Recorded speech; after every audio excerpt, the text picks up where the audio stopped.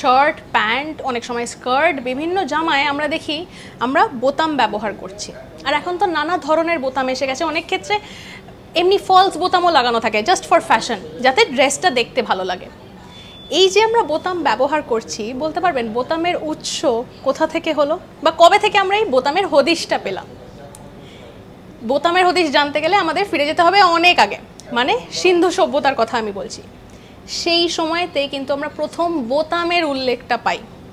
কিন্তু বোতাম সেই সময় কিন্তু অন্যরকম দেখতে ছিল, এখনকার মতন দেখতে ছিল না, বা এখন যেই রকমের বোতাম আমরা পাই সেই রকমও ছিল না। সেই সময় দাঁড়িয়ে শামুক দিয়ে এই বা ঝিনুক দিয়ে এই সব জিনিসপত্র দিয়ে কিন্তু বোতাম বানানো হতো। ঝিনুক দিয়ে ঝিনুকের মধ্যে এমনভাবে ডিজাইনটা করা হতো যাতে ওটা বোতাম হিসাবে ব্যবহার করা যায়। শুধু তাই না, এখন তো আমরা বোতাম যেমন ধরুন জামা কাপড় আটকানোর জন্য ব্যবহার করছি, কিন্তু সেই সময় দাঁড়িয়ে বোতাম কিন্তু মূলত গয়না হিসাবে ব্যবহার করা হতো। পরের দিকে এই কনসেপ্টটি আসে যে বোতামের আজকে যেরকমভাবে আমরা ব্যবহার করছি সেই কনসেপ্টটি অনেক পরে এসছে, আর প্রথম দিকে কিন্তু মূলত গয়না হিসাবেই ব্যবহার করা হতো। এইভাবেই উৎস হয় বোতামের, ঝিনুক থেকে। এইরকম নানা আপডেটস রয়েছে আপনাদের জন্য। লাইক, শেয়ার, সাবস্ক্রাইব করুন এবং সঙ্গে রাখুন আজ তাক বাংলাকে।